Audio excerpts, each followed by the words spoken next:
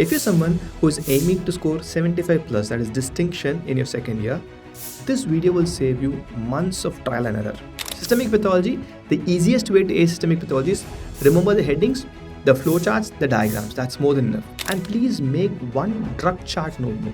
Do not skip previous year questions. That's the biggest blunder what you do. And don't always study passively. Putting headphone and listening to it sometimes might not work. And never ignore the presentation.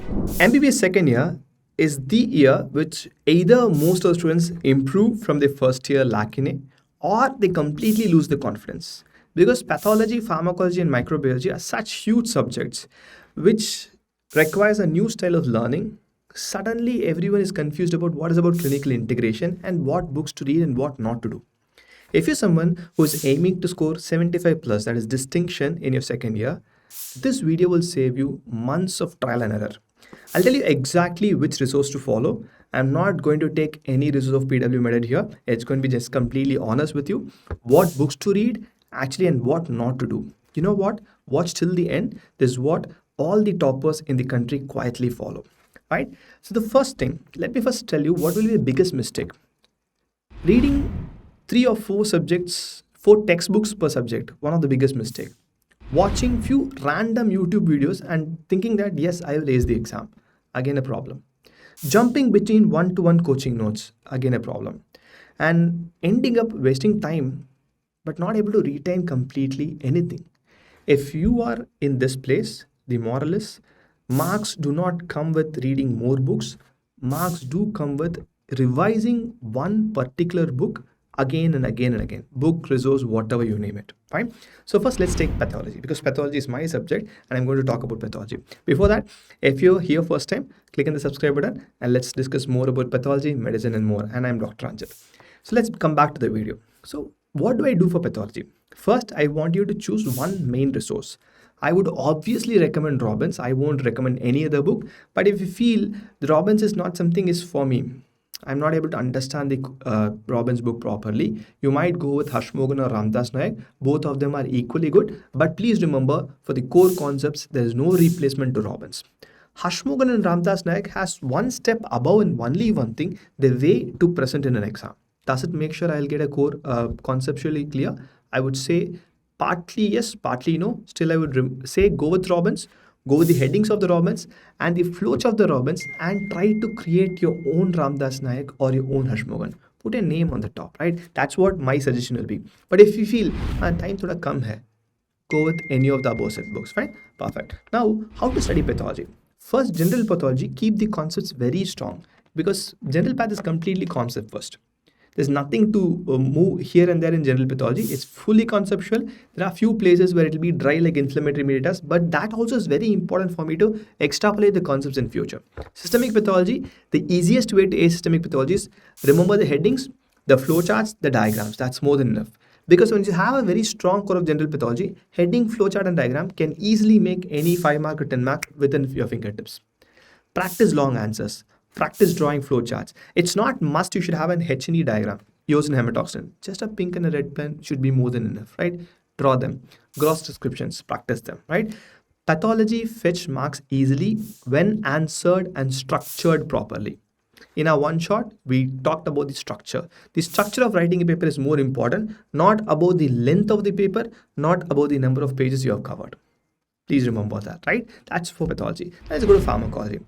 Those rats will be the best person here. Pharmacology, scoring, but a dangerous subject, right? So what to do and what not to do. Same thing. One book, and I would recommend one standard book, which is KD Tripathi. Most of the students make an error trying to memorize KD Tripathi. Please understand, KD Tripathi is not to memorize. You're not supposed to memorize KD Tripathi. So, but what should I do? You have to focus on classifications, mechanism of action, adverse effect, clinical uses. These 4 headings, again, I'll repeat, classification, mechanism of action, adverse effects, clinical uses. I didn't even talk about pharmacogenomics, pharmacokinetics, nothing. These 4, if you know for most of the drug, that should be more than enough. For a score, not just passed, a decent mark. In addition to that, you can yes, excreted via the kidney, special type of excretion, Hoffman elimination, add on to it. But these 4 are the base. If you're able to do that, that's more than enough. In addition to that, you can add few notes from Pharma of Sastry or whoever you're following, right? And please make one drug chart notebook. Write a drug chart notebook, maybe the mechanism of action in a single line. Okay, it's an antibiotic, one line, one adverse effect. So that for the final day, 100 plus drugs, how do I remember?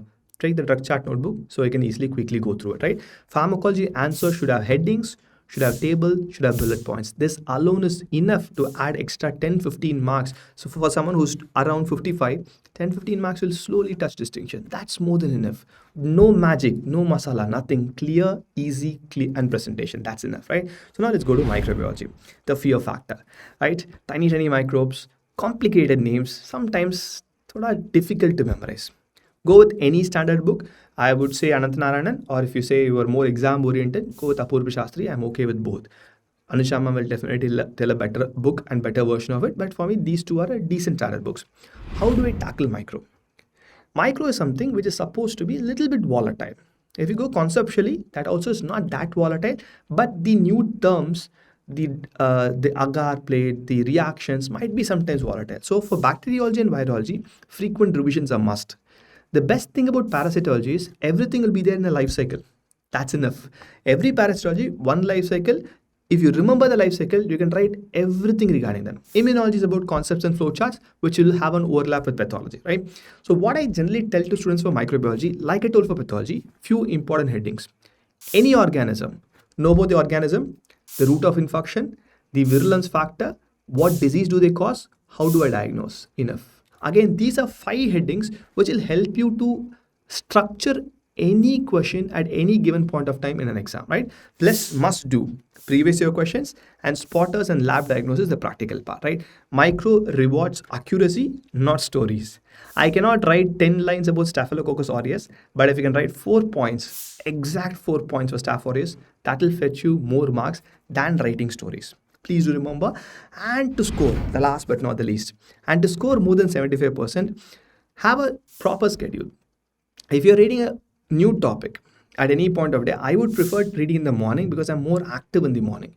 If you're a night owl, read the new topic in the night. Revise a topic whenever you are not that bright. For me, I'm not that bright at the evenings and night. I used to revise a topic at evenings and night because revision might not require good amount of new learning, new application, right? So always choose which is the right time to read, which is the right time to revise, and also always keep a note. Yes, this came last year in the exam. I'm going to read that, right? That should be more than enough. And what not to do. I won't take much of time. Don't chase every new book. Completely wrong. Do not skip previous year questions. That's the biggest blunder what you do. And don't always study passively. Putting headphone and listening to it sometimes might not work. And never ignore the presentation.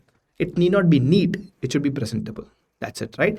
And please remember, scoring a distinction 75% in MBBS is not about being genius. It's about choosing the right resource, like I said. It's about revising again and again from a single resource and writing exam-oriented papers. If you still have any doubt, put in the comment section. I'll come back to you and try to answer each and every doubt of you. And I'm hoping not pass this time. It's either distinction or honors. That's all I'm looking for in your result. And I hope you would want that too. See you soon. Till then, bye-bye from Dr. Ranjith. Bye-bye.